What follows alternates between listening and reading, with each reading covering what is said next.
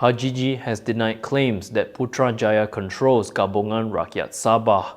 Flash floods hit the Klang Valley today following continuous rainfall. Selangor is the 7th state to be affected by floods. Stay tuned for this and more on Kini News. Caretaker Sabah Chief Minister Hajiji has dismissed suggestions that Gabungan Rakyat Sabah is under the control of Putrajaya. Hajiji described the claims as a political narrative crafted to undermine GRS and its alliance with Pakatan Harapan during the ongoing Sabah election campaign. He told reporters today that he thinks that it is not true. He stated that sometimes, during his meetings with Prime Minister Anwar Ibrahim, he made it very clear that his priorities are for the sake of the interests of Sabah. He added that what's important is that we must have a good relationship with the federal government for the sake of Sabah. Hajiji said that the state could not afford to distance itself from national policy making, stressing that a good relationship was needed with Putrajaya, as they are the central government. He added that if we want to develop Sabah, we must have a good relationship with the federal government. The GRS administration in Sabah is jointly run with Pakatan Harapan, and the coalition has also formed an electoral pact with them. Previously, Anwar had said that Harapan's intention was not to control Sabah or take the chief minister position, but simply to help establish strong and effective governance in the state. Still on Sabah, Warisan President Shafee Apdal has alleged that his political detractors used 8 million ringgit in public funds to finance social media campaigns aimed at discrediting his party through racially charged messaging. He claimed that the amount was channeled into social media platforms such as TikTok. Speaking to reporters last night, he said the amount had risen 2 million ringgit in the previous year. He warned that such tactics distract from Sabah's real development needs. Shafee said the money could be spent on development and added that they shouldn't play the race game. However, the Semporna MP did not provide proof to substantiate his claims. According to Shafee, the attacks aimed to paint Warisan as a party defined by ethnicity, even though the party's message emphasized multiracial unity. He stressed that even now, what they want is development and progress for Sabah. But first, they must unite the Sabah people, irrespective of race and religion. The Warisan chief also reiterated his long-standing position that his party will not form any pre-election alliance, saying Sabah's experience under multiple coalitions had failed to produce meaningful change. Shafee said Warisan was seeking a mandate strong enough to govern on its own. In conjunction with Malaysia Kini turning 26 and the upcoming Sabah state election, from now to 30th November, you can subscribe or renew your Malaysia Kini package with 25% off. Click the link in the description below or scan the QR code on your screen to enjoy this exclusive offer. More than 11,500 people have been evacuated due to floods across the country, with 8,000 displaced in Kelantan alone. According to Bernama, 7 states have been hit by floods, with Penang, Perlis, and Perak recording an increase in evacuees, while the numbers in Kedah and Terengganu have decreased. Selangor is the latest state to be affected.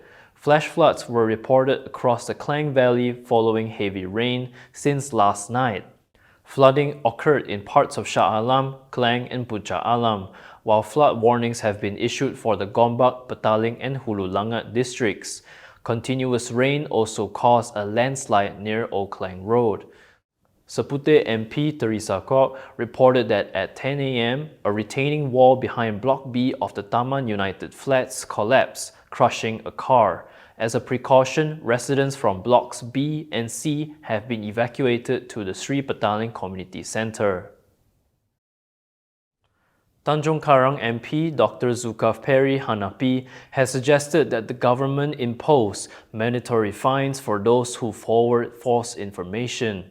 Speaking in the Dewan Rakyat this morning, he called on the government to implement graduated enforcement guidelines as a deterrent to social media misinformation, similar to those outlined in other countries such as Australia's Online Safety Act and the EU Digital Services Act.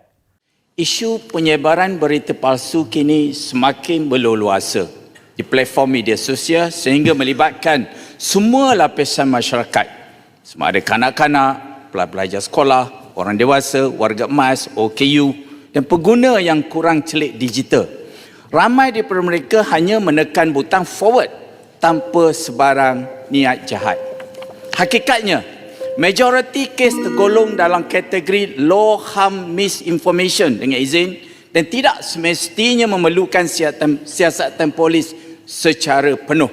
Sehubungan itu, adakah kementerian bersedia untuk mempertimbangkan cadangan Tanjung Karang untuk memperkenalkan satu mekanisme compound mandatory sebagai langkah penguatkuasaan awal sebelum kertas siasatan polis dibuka atau sebelum pendakwan mahkamah dibuat? In response, Deputy Communications Minister Teo Ni Ching said that the ministry would consider weighing in on his suggestions. She added that under the Communications and Multimedia Act, such compounds can already be imposed for spreading misinformation. Teo also stressed that Malaysians should not act irresponsibly by simply forwarding false information on social media.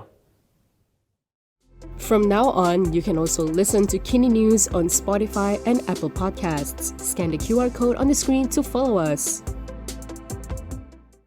A Gerakan leader has challenged Deputy Minister in the Prime Minister's Department for Law and Institutional Reform, M. Kulasegaran, to resign if he fails to resolve M. Indira Gandhi's case within the next 6 months. Naran told Malaysia Kini that Kulasegaran has failed both as a member of the government administration and as a lawyer in the long-standing efforts to reunite Indira with her daughter, Prasanna Diksa, over the past 16 years. Responding to the Ipoh Barat MP's pledge to organize a meeting between Indira and Inspector General of Police Khalid Ismail within the next 3 weeks, Naran dismissed it as empty promises. Naran stressed that Kulasegaran was the Deputy Law Minister and should give directives to the IGP to solve this matter within 6 months. He added that if he fails to do so, he should resign as the Deputy Law Minister. He also criticized Kulasegaran and DAP for being vocal about Indira's plight when in the opposition, yet remaining ineffective even after assuming government positions. He noted that Kulasegaran initially handled the matter as a lawyer in 2009 and since then has served as the Human Resources Minister and is now the Deputy Law Minister. He questioned what Kulasegaran has been doing all these years and the steps that he has taken. Naran also told him to urgently complete his mission as Indira's legal representative. Communications Minister Fahmi Fadzil said Malaysians below the age of 16 will not be allowed to sign up for social media accounts from next year. This is as part of the government's efforts to strengthen online safety for children. According to The Star, he said they expect all platform providers to be ready to implement the eKYC or electronic Know Your Customer Identity verification by next year. He noted that Australia would be implementing a social media age limit next month. He reportedly said that other countries may have their own approaches and they will study them. The government aims to ban social media use for children under 16 as part of broader protections under the Online Safety Act, effective January 1st. The Cabinet has raised the minimum social media age from the earlier proposed 13 to 16, requiring platforms to verify users' ages via official documents like MyCard, passports, or My Digital ID through eKYC. And that is all from me today. For more stories, you can go to Kinitv.com. You can also follow us on Instagram, X, YouTube, and Facebook for the latest news updates. I'm John. Thanks for watching.